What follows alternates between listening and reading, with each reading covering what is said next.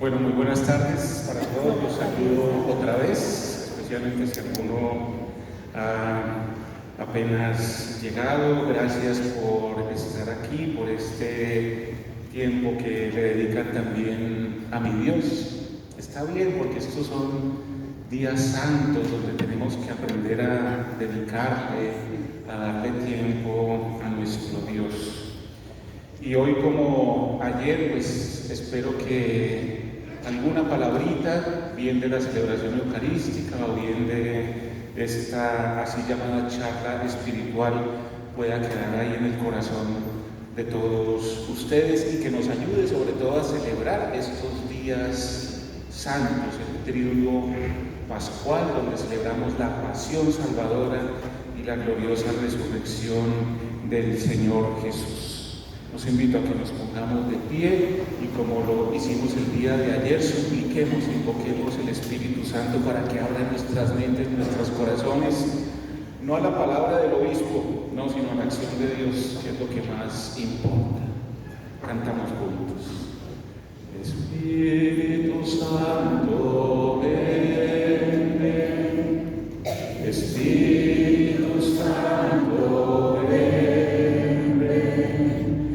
Espíritu Santo, ven, ven, en el nombre del Señor. Acompáñame, ilumíname, toma mi vida. Acompáñame, ilumíname. Espíritu Santo, ven. Espíritu Santo, ven, ven. Espíritu Santo, ven, ven. Espíritu Santo, ven, ven. En el nombre del Señor. Espíritu Santo, ilumínanos y santifícanos. Espíritu Santo, ilumínanos y santifícanos. Espíritu Santo, ilumínanos y santifícanos. Tengan la bondad de sentarse. Bueno, mi idea en esta tarde, queridos amigos y amigas, es continuar la reflexión que hicimos el día de ayer. Si alguien no vino el día de ayer, pues los actualizo. ¿De qué estamos hablando nosotros en estas charlas espirituales? De algo muy sencillo, tratando de descubrir, de profundizar un poco en lo que hizo el Señor Jesús, según el testimonio de los evangelios, entre ese tiempo que va del Domingo de Ramos al inicio de su pasión. Porque Jesús hizo varias cositas en ese lapso de tiempo. ¿Y por qué estamos tratando de hacer eso? Pues porque estamos nosotros precisamente celebrando la Semana Santa, ya celebramos el Domingo de Ramos, estamos muy próximos a iniciar la celebración del Tríduo Pascual, y pues por eso conviene que meditemos un poco a qué se dedicó Jesús en ese lapso de tiempo. En el día de ayer, aunque ya se me olvidó porque, repito, yo soy muy olvidadizo, meditábamos en fundamentalmente tres cosas que hizo el Señor Jesús, pero ya se me olvidaron. ¿Alguien se acuerda de alguna? Purificar el templo. Muy bien, por ahí que expulsó los vendedores del templo. Muy bien, una de las cosas que hizo el Señor Jesús fue tratar de purificar el templo, para tratar de decir, miren, el templo no es este bellísimo templo que acaba de hacer Herodes el Grande y que ya están terminando y que está bien bonito, no, eso se va a destruir. El templo soy yo y el templo son ustedes. Esa fue la primera cosa. La segunda, muy bien, las controversias. Se puso a pelear Jesús, le tocó pelear. Entonces son los altercados, las controversias que tuvo Jesús, no con los pequeños, no con los humildes, sino las autoridades y los poderosos de su tiempo, y por varios motivos. Y en ese lapso de tiempo Jesús tuvo que responder muchas preguntas, él también hizo las suyas, pero todo eso para defender la verdad,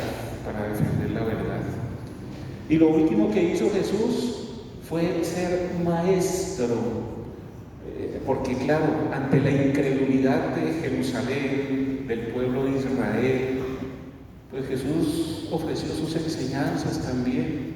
Ante la proximidad de su muerte, pues Jesús también ofrece sus enseñanzas para decirle a sus discípulos: miren, aunque algún día todo se va a acabar, es importante que ustedes mantengan estas actitudes: la vigilancia, la responsabilidad en lo que les toca hacer y sobre todo la misericordia.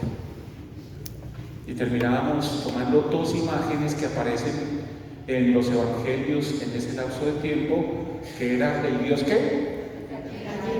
El Dios gallina, lo dicen los evangelios, ¿no? Eso sí, es tal cual. El Dios gallina, no por temor, no es el que, ay, que tan gallina, tan cobarde, no, sino el Dios que quiere, como una gallina, acoger a todos sus hijos, a todos sus polluelos bajo sus alas. Y si alguien no vino ayer, pues les cuento que todos los que vinieron ayer se consideraron buenos pollitos. Buenos polluelos vieron. Yo trato de estar bajo las alas de mi Dios, pues bendito Dios. Y también hablamos de la higuera que aparece en varias ocasiones en el transcurso de ese tiempo previo a la pasión del Señor Jesús, y sobre todo la higuera como signo de lo bueno que está por venir. Y decíamos que nosotros como hijos de Dios tenemos que ser signos también de esperanza del reino de Dios que siempre viene. En un mundo que está como roto, como fracturado, los hijos de Dios signos de esperanza. Para el día de hoy he querido dejar la consideración y la meditación de solamente un texto y una escena de los evangelios que a mí me parece muy hermosa y que sucede también muy poco antes del inicio de la pasión del Señor. Es una escena en donde la protagonista es una mujer. Perdón, levanten la mano las mujeres acá, ¿no? Las mujeres, no, es que siempre son, las mujeres nos dan en la cabeza. No, mejor levantemos la mano los hombres. Miren, somos poquitos. Miren, no somos ni 30 señores acá, ¿no les da pena? La escena que vamos a contemplar hoy es de una mujer y de una santa mujer. ¿Y por qué la vamos a contemplar? Pues porque pertenece a ese lapso de tiempo del que estamos hablando. Y prácticamente es la escena inmediatamente anterior a la conspiración y al inicio de la pasión del Señor Jesús. Y es la escena de la unción de Jesús en Betania. Y tal vez todos ustedes se acuerdan un poquito de esa escena, y yo los invito a que la vayan reconstruyendo. Me gustaría que escucháramos el texto según el Evangelio de San Juan, aunque nosotros nos vamos a centrar en la misma escena que propone el evangelista Marcos. Mateo también propone la misma escena y es muy parecido a Marcos, pero tal vez Marcos es la escena más completa. ¿Y por qué no profundizamos la escena de San Juan? Porque San Juan coloca la unción de Betania antes del Domingo de Ramos, antes de la entrada de Jesús a Jerusalén. En cambio, los evangelistas sinópticos Mateo y Marcos la proponen después de la entrada de Jesús a Jerusalén y muy poquito antes de la pasión, que es lo que nos está interesando a nosotros en este momento. Lucas no trae la escena de la unción de Betania. Pero por allá en el capítulo 10, en el ministerio de Jesús en Galilea, sí trae una escena muy parecida de una mujer pecadora que viene y unge a Jesús y le cerca sus pies con los cabellos, pero no nos vamos a detener en ella, porque nos detenemos en la unción de Betania. Les leo el texto de San Juan como de abrebocas antes de escuchar el texto de San Marcos. Un consejo cuando nosotros escuchamos estos textos así narrativos de los evangelios es tratar de hacer como la composición del lugar, como imaginarnos en la cabeza como si estuviéramos en el teatro, imaginarnos la escena con los personajes, con el ambiente. Entonces les voy a leer el texto de San Juan. Comienza así, allá al final del capítulo 11. Como estaba cerca la Pascua de los judíos, muchos del país habían subido a Jerusalén para purificarse.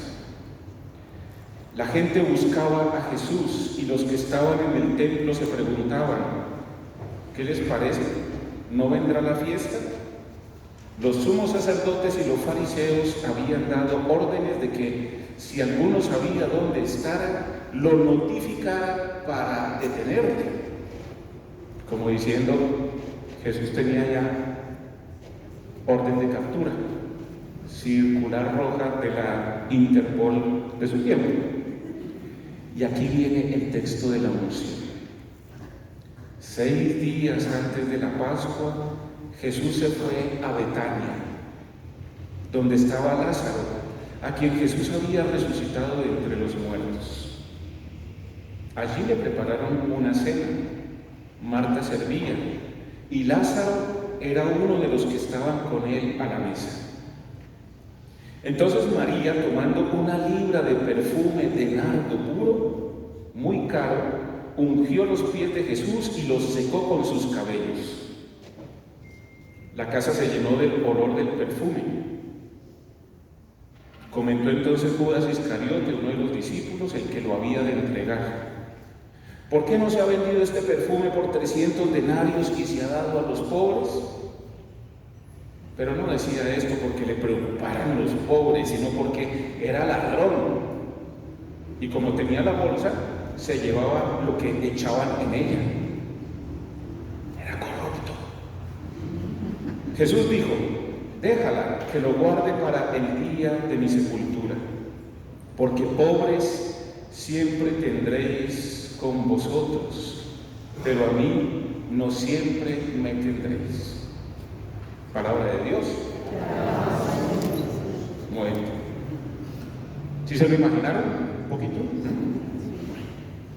Y ahora pasemos al texto de San Marcos, que es el que vamos a tratar de profundizar en el día de hoy.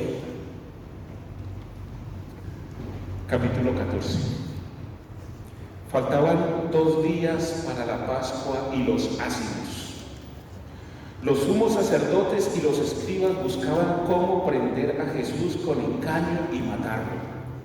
Pero comentaban: durante la fiesta no sea que haya un algarabío entre la gente. Estando Jesús en Betania, en casa de Simón el leproso, recostado a la mesa, vino una mujer que traía un frasco de alabastro con perfume puro de nardo, de mucho precio. Quebró el frasco y lo derramó sobre su cabeza. Algunos de los presentes comentaban entre sí indignados: ¿para qué este despilfarro de perfume? Se podía haber vendido este perfume por más de 300 denarios y habérselo dado a los pobres. Y refunfuñaban contra ella. Pero Jesús dijo: déjenla, ¿por qué la molestan? Si ha hecho una obra buena conmigo.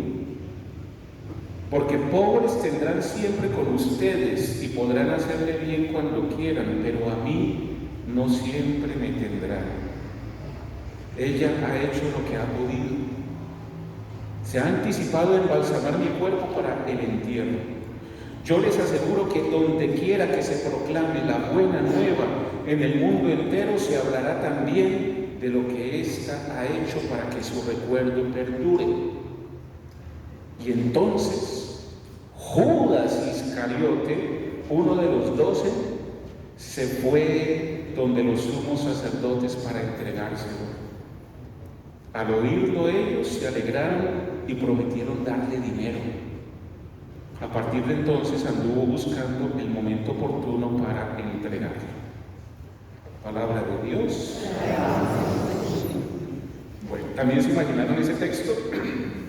Seguramente ustedes se dieron cuenta de algunas diferencias, ¿no? De algunas particularidades. Porque, por ejemplo, en el Evangelio de Juan se mencionan los nombres y se menciona el nombre de la mujer. ¿Quién era la mujer que ungía? María.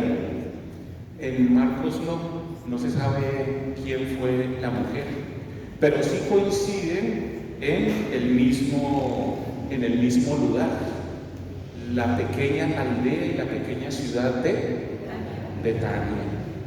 Betania, que significa casa de los pobres. Eso significa Betania, casa de los pobres. Y allá Jesús tenía como su paradero cuando tenía que subir a Jerusalén. Era muy cerquita de Jerusalén. Y claro, cuando había grandes fiestas, Jerusalén se volvía así, ¿sí? Se llenaba de peregrinos. Y pues muchos tenían que buscar alojamiento dentro de la ciudad o en las cercanías. Y Jesús tenía un lugar donde quedarse y era una casa de unos amigos. Y aquí viene ya un detalle importante en el día de hoy para considerar. ¿Qué hacía Jesús entre el Domingo de Ramos y el Jueves Santo? Estar con sus amigos. Porque los evangelios nos decían que Jesús se quedaba en Betania. Juan es más explícito y nos recuerda que en Betania Jesús tenía allá una casa, un lugar asegurado, donde sus amigos, que se llamaban, muy bien, Marta, María y Lázaro. Y resulta que en este momento Jesús ya había resucitado a Lázaro. Y Lázaro se había vuelto pues como un espectáculo también, porque ¡ay, el que Jesús resucitó! Una particularidad de Lázaro, cuando se murió, como todos los muertos, es que comenzó a oler feo. ¿Sí se acuerdan que lo dice el Evangelio? Ay, no, Señor, pero ya lleva 3 días, ya huele. ¿Sí? En cambio, en Marcos se habla de que Jesús fue a Betania, pero no se menciona la casa de Lázaro, de Marta, de María, sino la casa de ¿quién? De Simón, llamado